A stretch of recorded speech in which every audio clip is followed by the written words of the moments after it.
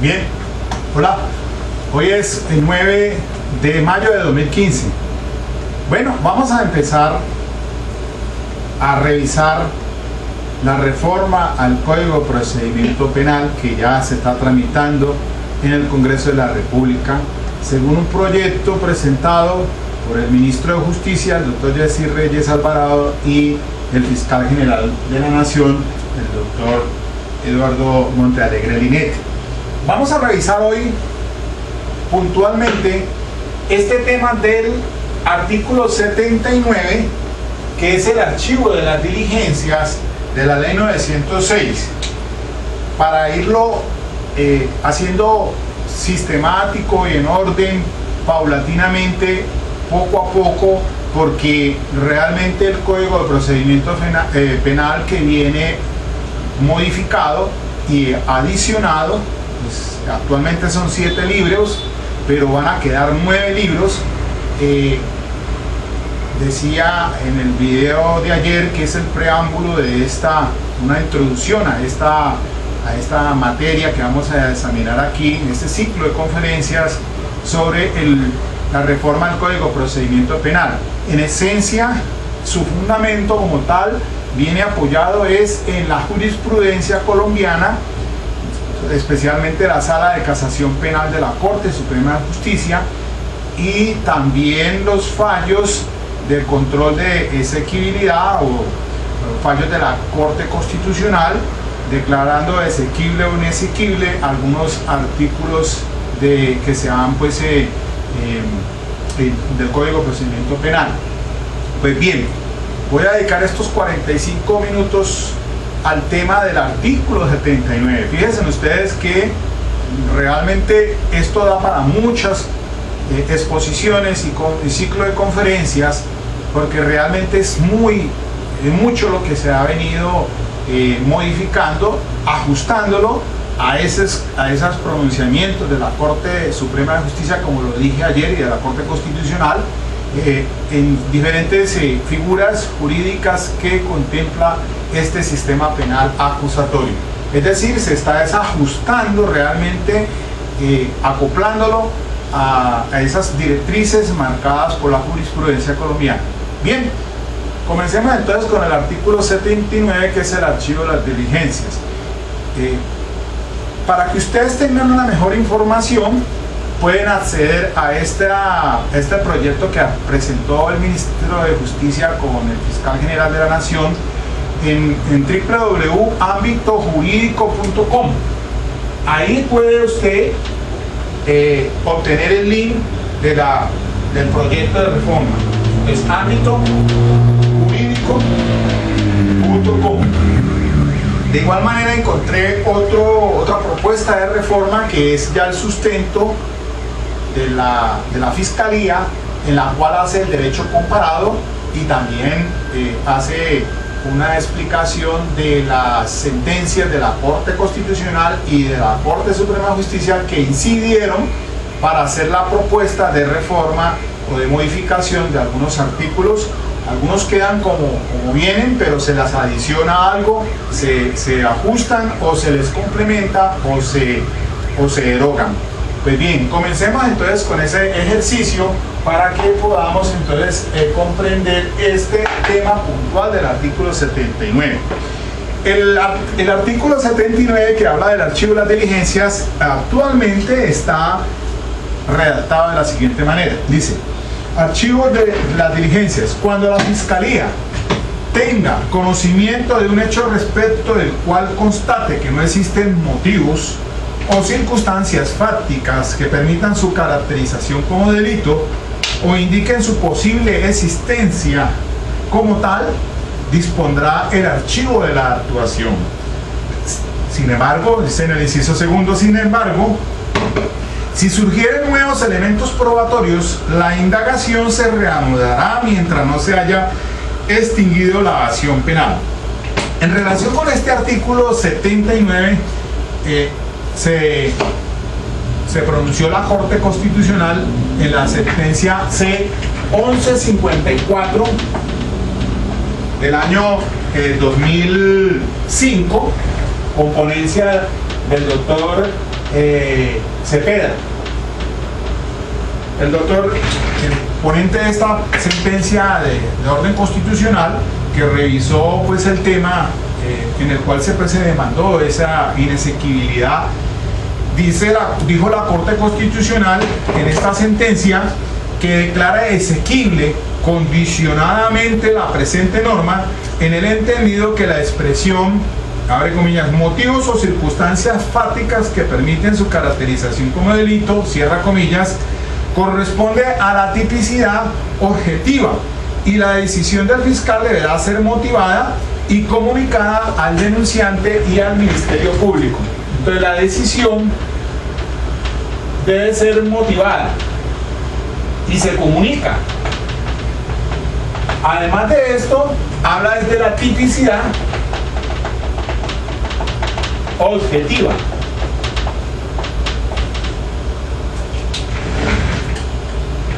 Como vamos a examinar ahora, se recogieron todos estos criterios, tanto de la Corte Constitucional como del derecho comparado, para ajustar el artículo 71, y ahora más adelante les indico cómo viene ya redactado, cómo va a quedar, atendiendo a todas estas inquietudes y observaciones que la jurisprudencia ha manifestado. Resulta de que la Corte Constitucional, en esta sentencia que acabo de citar, dijo lo siguiente: sin entrar en detalles doctrinarios, el tipo objetivo se puede admitir que el tipo objetivo pertenece siempre a la mención de un sujeto activo de delito, de una acción típica y por regla general también la descripción del resultado penado. Cuando el fiscal puede encontrar estos elementos objetivos que permiten caracterizar un hecho como delito, no se dan los presupuestos mínimos para continuar con la investigación y ejercer la acción penal. Procede entonces el archivo. Resulta de que tengo un video conferencia en el que analicé un documental que había sacado una doctora de nombre Laura Valentina Muñoz Osorio, quien es abogada de la Universidad de Caldas y es especialista en Derecho Procesal Penal de la Universidad Externado. Y ella, el título de este documento en internet aparece con lo siguiente: ¿Conoce la Corte Constitucional colombiana el significado de la tipicidad objetiva? O sea, la pregunta es, ¿se violó, se sesgó con esta sentencia de la Corte Constitucional el asunto de la tipicidad en tratándose, cuando habla pues de la tipicidad objetiva? Allí sí se hizo todo el análisis en relación con eso, y solamente lo dejo como un referente para los que quieran ir a esa videoconferencia que lleva pues por el nombre tipicidad objetiva. La Corte Constitucional en la sentencia C1154 de 2005 sesgó la tipicidad objetiva. Es una pregunta, un interrogante, y entonces analizo pues allí el asunto que hace referencia a la doctora. Pero sin ir más allá, la Corte Constitucional entonces dice así, de esta manera, que sin entrar en detalles doctrinarios, el tipo objetivo se admitirá como el tipo objetivo es el sujeto activo del delito, la acción típica y por regla general también la descripción del resultado. Entonces tiene el sujeto activo, una acción y una descripción del resultado. Con estos tres elementos ya el fiscal tiene las bases suficientes para determinar entonces qué es lo que reviste las características de delito. De acuerdo pues con el artículo 250 constitucional, pues el fiscal es el que inicia la acción penal cuando revista características de delito. Pero entonces, como vamos a examinar ahora, entonces este artículo 79 se modificó para darle entonces cabida a todas estas sugerencias o interpretaciones jurisprudenciales de la Corte Constitucional y otros más del derecho comparado. Bien, seguimos entonces. No voy a entrar en mucho detalle en este punto porque pues no es el objeto de esto de entrar, como dice así, a determinar doctrinariamente qué es tipicidad objetiva. Simplemente tenga en cuenta que haya un sujeto activo, que haya una acción y que haya la descripción del resultado. Eso equivale a que si se tiene una noticia criminal donde aparece alguien, un muerto, aparece un cadáver, pues suponemos de que fueron unos hechos violentos, entonces ahí tiene que haber un sujeto activo. Igualmente pues hay una acción, que la acción es la exteriorización de los actos externos con los que pues se originó y se causó son los hechos fácticos, se resume más o menos. Y la descripción del resultado es porque está tipificado por el del artículo 103 del delito de homicidio. Con eso ya tiene suficiente y hay una tipicidad objetiva para dar lugar a la investigación penal que le corresponde adelantar a la Fiscalía General de la Nación. A ello entonces se refirió la Corte Constitucional y también pues puntualmente analizó la Corte Constitucional de que la decisión que tome el fiscal en este caso no se relaciona ni a un desistimiento, ni a una preclusión, ni tampoco a un principio de oportunidad. Esos son instituciones jurídicas completamente diferentes. Primero que toda, la preclusión no cabe allí porque con la reforma constitucional, el acto legislativo 03 del 2002, a la Fiscalía le quitaron esas facultades jurisdiccionales y solamente es el juez de conocimiento el que precluye, y bajo unas circunstancias muy precisas, como señala el artículo 333, si mal no estoy. Además que ese también fue modificado y se agregaron otras cuestiones allí, pero no hay preclusión. Tampoco puede hablarse de desistimiento, porque eso no es como se planteó en la demanda y en la cual se pedía que se declarara inexequible. Además tampoco es un principio de oportunidad porque ni está suspendiendo ni está renunciando a la acción penal.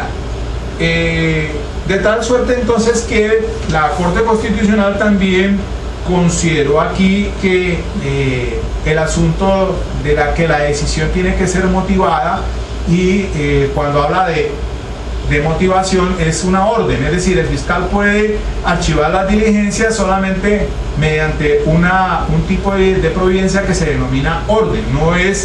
No tiene nada que ver, de acuerdo al artículo 161, son órdenes las que se limitan a disponer cualquier otro trámite de los que la ley establece para dar curso a la actuación. Contra esa no cabe recurso alguno.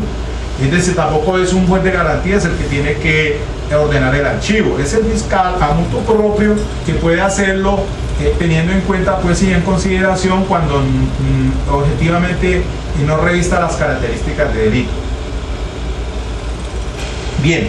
Igualmente, la Corte Constitucional aquí plantea la situación de las víctimas. Las víctimas también, en el entendido, de acuerdo pues con la Corte Interamericana de Derechos Humanos y la Comisión de Derechos Humanos, se ha dicho pues que si bien es cierto la reparación de las víctimas constituye la restitución, la indemnización, la rehabilitación, la satisfacción y las garantías de no repetición.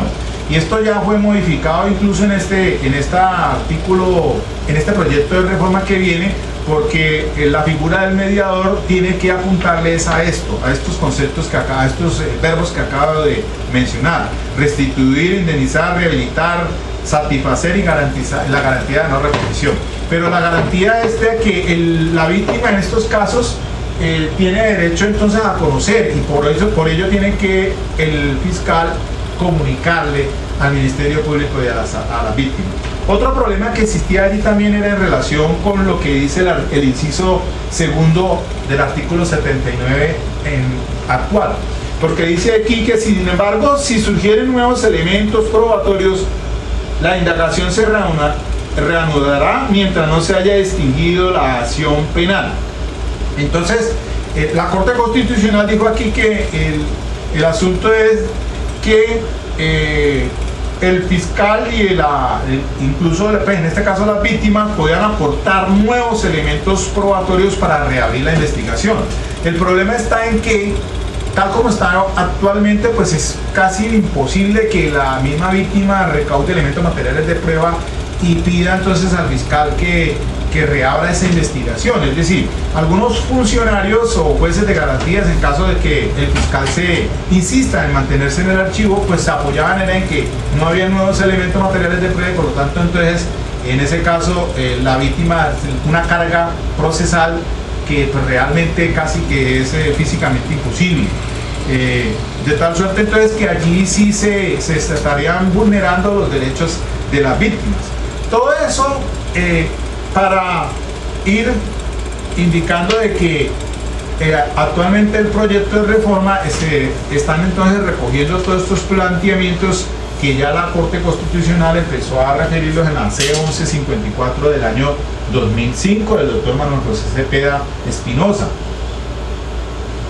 Y entonces pueden consultar también en internet ustedes la propuesta de la Fiscalía de la reforma de la ley 906. No sé, porque yo me entré por internet y encontré este documento en el que un extenso documento de 339 páginas. El proyecto de reforma tiene 108 páginas, pero bien interesante es la ponencia de reforma porque es allí donde se soporta o el fundamento por el cual se modificó el artículo. Y veamos lo siguiente. Dice la propuesta de la Fiscalía: se pretende modificar dos aspectos en cuanto al archivo de las diligencias: la positivización de los derechos de las víctimas en esta actuación y la consagración de la posibilidad de archivar cuando no se cuente con evidencias que permitan determinar la ocurrencia del hecho o identificar a los posibles autores o partícipes. Allí había otro problema porque el artículo 179 actual pues es una camisa de fuerza y el fiscal, cuando en eventos que no tenga evidencias físicas que le permitan adelantar la respectiva o seguir con la indagación, pues no puede quedarse per secula seculorum con esa investigación en esas condiciones. Entonces, ¿cuál era el instrumento que tenía que emplear pues, para poder archivar esas diligencias cuando la norma no lo dice? Por lo menos ahora, incluso en la reforma que se presenta, incluso aún presentado el escrito de acusación, el fiscal, estando en otra etapa más avanzada o más adelantada, puede pedir preclusión cuando no existan evidencias o que le permitan determinar esa ocurrencia del hecho, a pesar de que si el escrito de acusación se presenta es cuando con probabilidad de verdad pueda determinar que la persona es responsable, es porque de pronto ya tiene allí algunos elementos de juicio, pero puede suceder que en el juicio oral pues cambie la situación o no complemente la investigación o no tenga los suficientes elementos de prueba para poder entonces desvirtuar la presunción de inocencia.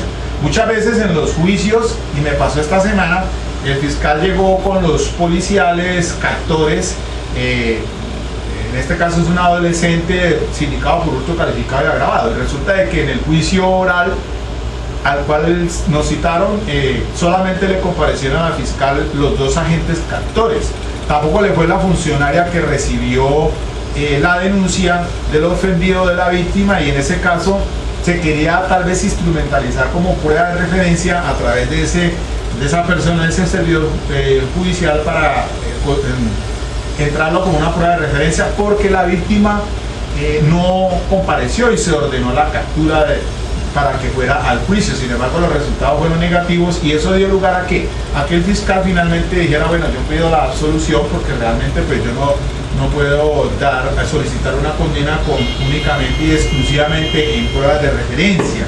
Y resulta es que aquí el tema es bien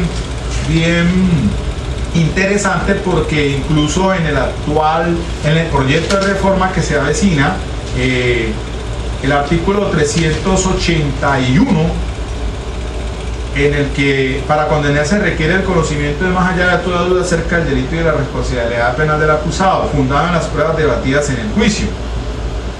Bueno, pero allí también dice que la sentencia condenatoria no podrá fundamentarse exclusivamente en pruebas de referencia. Como en este caso del adolescente, no se podía elegir una sentencia condenatoria con el testimonio de los policías captores.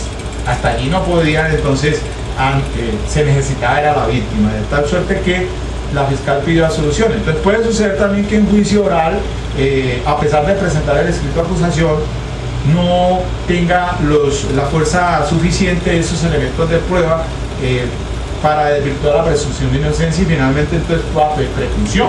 Una situación pues prácticamente novedosa. Tengo pendiente la cuestión del inciso segundo del artículo 379, el artículo 381, si se eliminó ese inciso segundo de que la sentencia condenatoria no podrá fundamentarse exclusivamente en pruebas de referencia, porque aquí en la propuesta que hizo la Fiscalía, en la propuesta que hizo la Fiscalía sustenta de que ese inciso segundo debe eliminarse porque aquí es un factor negativo de tarifa probatoria, es decir, el juez no puede condenar exclusivamente en prueba de referencia. Entonces, si se quita este inciso segundo y tal como sí fue modificado el artículo 438 sobre prueba de referencia, da lugar a entender que el juez valorará y él podrá hacer una evaluación en cuanto a esa prueba de referencia para últimamente con otros medios de prueba dictar sentencia condenatoria. Como está actualmente, pues no lo puede hacer el juez. En eso quiero ser claro. Actualmente no puede única y exclusivamente dirigirse una sentencia con base en la prueba de referencia. Pero ahí está la discusión y eso lo vamos a ver más adelante porque este no es el tema de hoy. Pero está pendiente. De manera pues que dice aquí, sigo diciendo, la modificación relativa a los derechos de las víctimas se encuentra un sustento en la sentencia C1154 del 2005, en la que se consagró que en caso de controversia entre la Fiscalía y la víctima sobre la orden de archivo, esta última podrá solicitar una audiencia ante el juez de control de garantías para que la dirimiera. Pese a ello, muchos jueces y fiscales han negado ese tipo de solicitudes, argumentando que de conformidad con el inciso segundo del artículo 79, la víctima tiene el deber de aportar nuevos elementos de prueba para que se desarchive el proceso, imponiéndole de esta forma una carga probatoria que resulta inconstitucional, toda vez que en la mayoría de ocasiones esta no tiene la posibilidad de realizar una investigación o de constatar a alguien o de contratar a alguien para que la haga o la controversia sobre la orden de archivo se da por divergencias jurídicas ajenas al debate probatorio, desconociendo de esta forma lo señalado por esta corporación en la decisión C1154 del 2005. Ahora, también dice aquí la modificación relativa al archivo de la diligencia es cuando luego de adelantadas actividades investigativas la Fiscalía no cuente con evidencias que le permitan determinar la ocurrencia del hecho o identificar a los posibles autores o partícipes, está dirigida a una hipótesis diferente de la mencionada en la primera parte del primer inciso, atipicidad objetiva. El nuevo supuesto sujeto, hasta allí, entiendan esta parte, ¿no? Es decir, el inciso primero habla de la atipicidad objetiva, y a ella se refirió la 1154 del 2005 cuando hablaba de la tipicidad objetiva. Entonces no hace esos presupuestos, pues sencillamente entonces el fiscal no adelanta. Pero esta es una hipótesis muy diferente y es en relación con las actividades de investigación. El nuevo supuesto sugerido se refiere a aquellos casos en los que luego de haber adelantado las actividades investigativas correspondientes no se pueda formular imputación porque no ha logrado establecer qué fue lo sucedido o no se ha conseguido identificar a los posibles autores o partícipes. Y viene el derecho comparado que hace la ponencia. Dice, aquí toca el tópico en relación con el Código Procesal Penal chileno, en el que los artículos 167 y 169 habla pues de la figura del archivo provisional, dice el artículo 167. También hacen un derecho comparado con el Código Procesal Penal argentino. Y aquí resaltan que en cuanto al modelo chileno, dice, resulta importante mencionar que en dicho país, atendiendo a la imposibilidad de darle un tratamiento investigativo riguroso a todas las denuncias penales, el archivo se puede emitir en aquellos casos donde no existan perspectivas de éxito, no necesariamente por atipicidad, como en el modelo colombiano, permitiéndole al Ministerio Público, en este caso Fiscalía, orientar sus propios recursos en investigaciones eficaces. Bueno, allí entonces se hace énfasis en el derecho procesal chileno y en el derecho procesal penal argentino. Conceptúan, entonces, por lo anterior se propone que se consagre expresamente como causal de archivo cuando luego de adelantadas actividades investigativas la Fiscalía no cuente con medios de conocimiento que le permitan evidenciar la ocurrencia del hecho o identificar a los posibles autores o partícipes. Así como que la decisión de archivo debe ser motivada y efectivamente comunicada al Ministerio Público, al denunciante y a las víctimas, teniendo la posibilidad estas últimas de solicitar su reanudación al fiscal del caso y en caso de persistir controversia, acudir ante el juez de control de garantía para que dirima el conflicto. Entonces se hizo la propuesta del artículo, la reforma modificando pues el artículo 79 de la ley 906. Ahora sí, entonces les voy a leer el artículo 79 ya en el proyecto como viene ahora para que lo analicemos. Dice: archivo de las diligencias. Artículo 79. Cuando la Fiscalía tenga conocimiento de un hecho respecto del cual constate que no existen motivos o circunstancias fácticas que permitan objetivamente su caracterización como delito o contravención. Aquí hay algo importante porque ya pues el artículo 74, que es el que habla de los delitos que requieren querella, se ha modificado ese artículo 74 en el sentido de que cambiándolo, quitando la expresión delitos por la de conductas punibles, porque es que el Código Penal pues en el artículo 22 dice que en el artículo 22 no, en el artículo 19, perdón, dice delitos y contravenciones. Las conductas punibles se dividen en delitos y contravenciones. Esa fue la razón por la cual entonces ahora ya en este nuevo texto se está modificando esa palabra de delitos por la de conducta punible, para diferenciar entonces de que las conductas punibles pueden ser en delitos o contravenciones, porque las contravenciones son las que requieren querella y el artículo 74 por eso se ha modificado en ese sentido y también se han suprimido, por lo menos se suprimió la violencia intrafamiliar del artículo 229. Permanece, si se deja, es la inasistencia alimentaria, pero entonces cambiar la palabra delitos por la de conductas punibles. Bueno, sigamos acá entonces, dice aquí: objetivamente su caracterización como delito o contravención indiquen su posible existencia como tal o la imposibilidad de establecer la existencia del hecho o la autoría o participación, dispondrá mediante orden motivada el archivo de la actuación. Fíjense que allí en ese primer inciso hace referencia igualmente al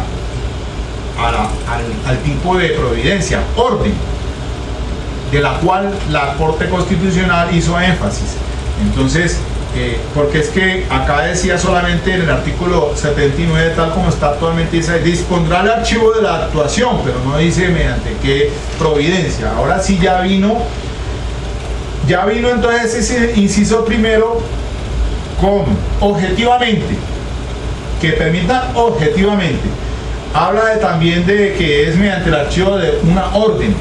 Y tercero, se introduce entonces lo de la imposibilidad manifiesta de establecer la existencia del hecho o la autoría o participación. Entonces ya se corrigió esa falencia, sobre todo en esta situación. Es decir, puede ordenarse el archivo también, primero por la cuestión de la tipicidad objetiva, y lo otro es por la falta de diligencias o la imposibilidad de establecer la existencia del hecho o la autoría. Y sigo diciendo aquí en el inciso segundo: sin embargo, si surgieren nuevos elementos materiales probatorios o evidencia física o existiere error jurídico manifiesto en la decisión que fundamenta el archivo, la indagación se reanudará mientras no se haya extinguido la acción penal. Es indudable que aquí los elementos materiales de prueba que aparezcan han sido porque pues Pues, o evidencia física se refiere a, pues, a los actos de investigación de la misma fiscalía. Ahora también hay otra adición acá a este artículo, y es que cuando haya un error jurídico, el fiscal en el que se apoyó el archivo, pues el fiscal puede entonces reanudar la indagación. Inciso tercero, la decisión de archivo deberá ser comunicada al denunciante o querellante y al Ministerio Público. Parágrafo. Aquí usted estará preguntando si la víctima podrá solicitar el desarchivo de las diligencias debidamente fundamentado ante el fiscal que profirió la orden. De persistir la controversia sobre el archivo de la actuación, el apoderado de la víctima podrá acudir ante el juez de control de garantías. Fíjense bien que este parágrafo pues le permite a la víctima solicitar el desarchivo y solamente se exige que debidamente fundamentado. No le está exigiendo esa carga procesal de que lleve elementos materiales de prueba o evidencia física, y ahí entonces ya se corrige el asunto, pues, que en la propuesta, en la ponencia, se hizo alusión de que faltaba cuadrar ese artículo 79 para corregir entonces todas estas falencias. Fíjense que hasta allí ya termina entonces la modificación de ese archivo de las diligencias. Pues dense cuenta entonces que esto solamente es en relación con el artículo 79, es decir, esta es la ponencia de estudio que se presentó por la Fiscalía, los argumentos que tuvieron en cuenta, recogiéndolos, en este caso la sentencia C1154 del 2005, como también entonces haciendo énfasis en el derecho procesal penal comparado de latinoamericano. Queda entonces de esa manera muy claro de que el proyecto en este punto sobre el archivo de las diligencias le hizo pues fue eco a a la jurisprudencia constitucional y básicamente esas falencias que se presentan en los actos de investigación. Corrige entonces así porque se evita que haya una contienda procesal con un derecho de contradicción, sobre todo en relación con una decisión que tiene que tomar el fiscal. El fiscal la toma, no el juez de garantías. El fiscal, mediante ¿qué lo hace? Una providencia que se conoce como una orden, pero tiene que ser motivada, por supuesto. No solamente así escuetamente, sino que tiene que ser fundamentada y tiene que ser notificada, obviamente, que al denunciante, al querellante, al Ministerio Público, como lo dice allí pues el texto de la norma. Tiene que ser comunicada al denunciante o querellante y al Ministerio Público para que se enteren de ello. Ahora, si ellos insisten, entonces la víctima puede, a través de su apoderado, solicitar ante el juez de control de garantías para que dirima el conflicto. Y mire que ya no es exigencia el que aparezcan otros elementos materiales de prueba.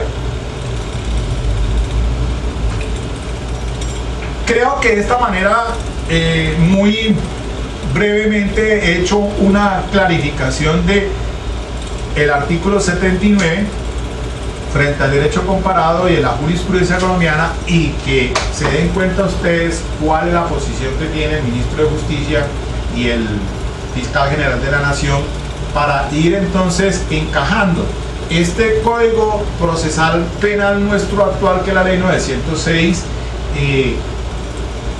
a las instituciones jurídicas que ya se han ido a través de la jurisprudencia reiteradamente tocando pues o manejando el tema. Les decía sobre la prueba de referencia, les decía sobre el principio de congruencia, les alcancé a decir bueno, ahí también entonces la reforma pues viene en otras situaciones en las que se adicionan 2 libros más para establecer un proceso abreviado para resolver el asunto de las contravenciones del artículo 74. Y también se crea el último libro, que es para la lucha contra las bandas criminales. Ahí pues se da a conocer lo del fiscal negociador. Y también entonces en el proceso abreviado se creó la figura del acusador privado, que ese es otro asunto pues que hay que hilar delgado frente a esa nueva figura jurídica, porque todavía no la podemos como entender muy bien, y por lo menos en la práctica, ¿no? Sin embargo, pues siempre el titular de la acción penal está a cargo de la fiscalía. La acción es pública, la acción penal es pública. Pues si se renuncia a ella el fiscal para que se le entregue al acusador privado, que va a ser la víctima a través de su apoderado, eso es otro asunto pues que hay que empezar a mirar a ver en esta nueva dinámica procesal que se quiere implantar sobre ese punto. Yo creo que hasta aquí dejemos esta exposición sobre este artículo 79. Me adentro así paulatinamente sobre varios temas y quería comenzar pues con este que me pareció uno de entre los muchos que vienen allí tratados y que me parece importante que nosotros le trabajemos a ello. Aquí yo les hago una recomendación. Ahí están las videoconferencias, las personas que son suscriptores, que me siguen, que están en este portal a diario pues consultándome, y les agradezco mucho pues todas las sugerencias y todas las voces de apoyo que me dan allí frente a esta labor que hago de una manera desinteresada, que simplemente es con fines académicos, porque mi preocupación pues es precisamente debido a la experiencia que tengo a diario en la Defensoría Pública, en este caso ahora en el programa de adolescencia, pero yo manejé mucho la ley 906 cuando empezó el sistema aquí en Cali. Fui defensor público para el programa de adultos, y al principio, como siempre, esto era un caos. Aquí realmente no había ninguna jurisprudencia. Ya 10 años ahora, o sea, ya podemos hablar de tener fundamento con la jurisprudencia de la Corte Suprema como de la Corte Constitucional, pero al principio esto terrible. Ahora todavía hay fallas y se están corrigiendo, y es lo que se quiere entonces a través de esa propuesta que ha presentado el ministro y el fiscal general de la Nación, ahora acoplar al conflicto y a la necesidad de volver otra vez a esa justicia premial, porque es que esto no es que se quiera premiar a la gente, no, entiendan que la cuestión es que se quiere es que el conflicto se resuelva. Se está flexibilizando el principio de legalidad para dar cabida a una figura muy importante que es el principio de oportunidad. La reparación integral ahora viene con más énfasis en los homicidios culposos, delitos de lesiones personales culposas. Es decir, se está dando lugares a que resolvamos los conflictos y así entonces descarguemos ese hacinamiento carcelario. En este país no puede ser todo por razón de política criminal de coyuntura. Mandemos a la cárcel, es la única solución. Uno escucha todos los días en los medios de comunicación situaciones que pues, realmente pues, la gente está a la expectativa de lo que está sucediendo con los acuerdos de paz en La Habana, sobre si van a pagar o no van a pagar pena los guerrilleros, qué pasó con el proceso de justicia y paz, y que ya están saliendo los paramilitares después de ser condenados a 7 años por delitos de impacto, y que nos enfrascamos a veces en problemas tan triviales como por decir, por ejemplo, que se le apropiaron del libro de Gabriel García Márquez, entonces ya el fiscal sale diciendo que eso por lo menos son 20 años para ese señor. Entonces, por ahí leía algo que ese no es un delito contra la propiedad intelectual, sino que es un intelectual que atenta contra la propiedad. Bueno, pero es que es pintoresco. Nosotros tenemos un país sui generis, aquí hay situaciones, pues sí, hay problemas que son puntuales y que la gente quiere pues que se dan impacto, por ejemplo la cuestión de violencia del género, la cuestión del ácido, eso es para nadie desconoce que eso es de impacto, los delitos sexuales, todo esto. Pero les decía ayer que por eso se van a derogar algunos numerales del artículo 199 de la ley 1098, que es la de infancia y adolescencia, o la otra ley sobre cuestión de terrorismo. ¿Por qué? Porque entonces es que se quiere volver otra vez a implantar ese 50% que daba lugar a quien aceptara los cargos al inicio de una investigación para evitar que se vaya a un desgaste de un juicio. Los que sabemos muy bien, los que hemos tenido experiencia en los juicios, sabemos que es un desgaste, y se los decía yo con un caso de un señor por actos sexuales abusivos de menor de 14 años que finalmente fue condenado a 9 años. 2 años atrás, si se hubiera podido aceptar algún tipo de preacuerdo de una negociación con el fiscal, ya estaba a puertas de salir ese señor. Es decir, es que aquí el problema no es tanto en que se castigue pues drásticamente, sino en que la gente entienda que la pena tiene ese fin de retributivo y también de indemnización, y por lo menos de que haya una disculpa.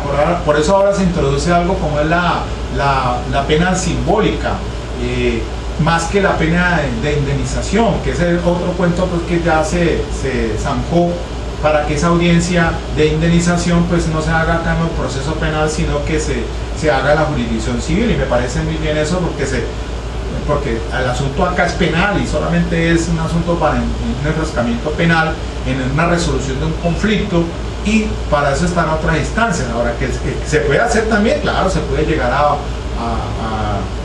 pues a una negociación a efectos de que eso ayude también para que se aplique un principio de oportunidad, o para que se rebaje la pena, o para que en cuanto a la ejecución de la pena, eso también incide mucho, el que la persona reconozca que cometió un error y no solamente va a pagar algún tipo de pena, sino que también está cumpliendo con una indemnización, o le está haciendo ver que cometió un error y que está reparando, que puede ser.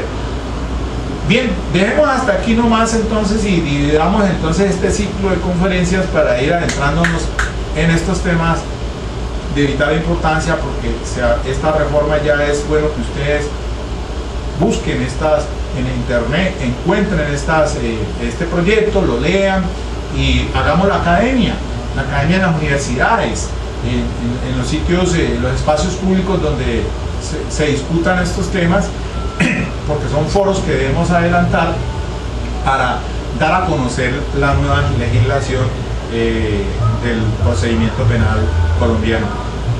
Muchas gracias, que tengan un buen fin de semana.